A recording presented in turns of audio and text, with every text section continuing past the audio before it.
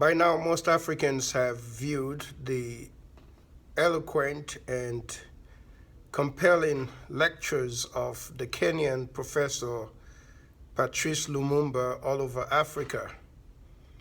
He has been invited to speak at legislatures in Nigeria, has given lectures in Ghana and other parts of Africa, highlighting and underscoring perhaps the most single challenging factor affecting the development of Africa today, which is corruption.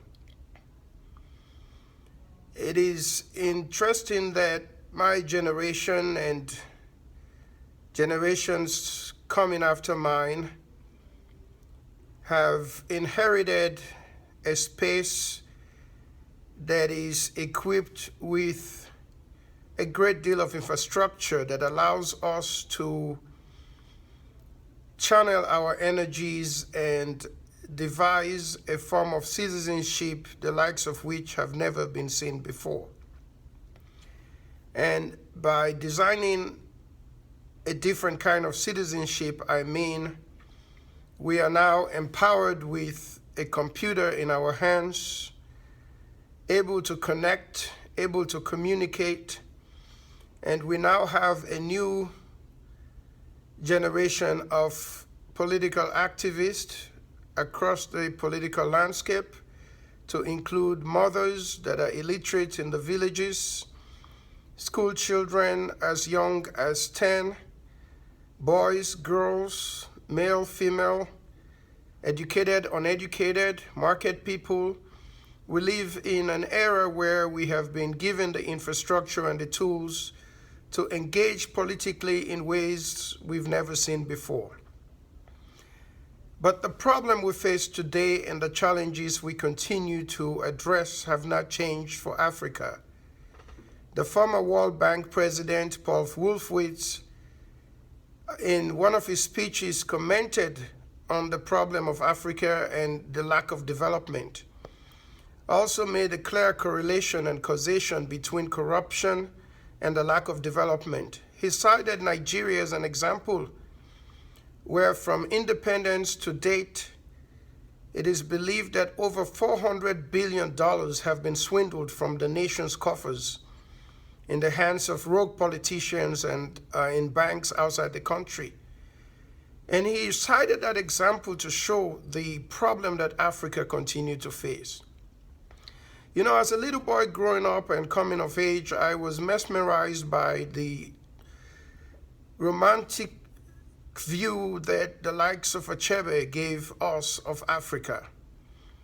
Remember now, I'm sure people my age and older or even younger have read Things Fall Apart, a book published in 1958, one that gave us an idea of Africa that was so romantic in a sense that we were faced with a society that seemed to have been perfect. And Achebe makes the point that the Europeans came and corrupted Africa. But as a little boy, I was a little bit more critical than perhaps Achebe. I remember a quote that perhaps captured what Achebe was trying to communicate when he said, "And at last the locusts did descend. They settled on every tree and on every blade of grass. They settled on the roofs and covered the bare ground. Mighty trees' branches broke away under them, and the whole country became the brown earth color of the vast, hungry swarm." He was referring to the European influence on Africa that had corrupted our good way of life.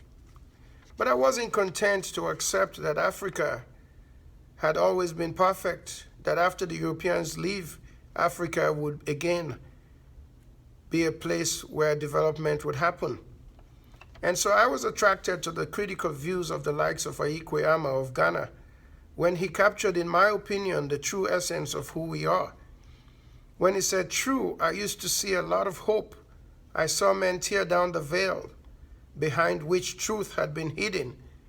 But the same men, when they have power in their hands at last, began to find the veils useful. That was Africa and Africa today. I want to speak a little bit on the Anti-Corruption Act of 2008 and how, in fact, that act seemed to have been set up to eradicate some of the major problems of corruption in Africa, but which has failed us miserably in Sierra Leone. In my next video, I would present the argument that, in fact, the act as was created in 2008 was a good act, but has failed, as we have come to see in reports after reports that the Auditor General of Sierra Leone presents to us. Thank you. I'll be back in a few minutes.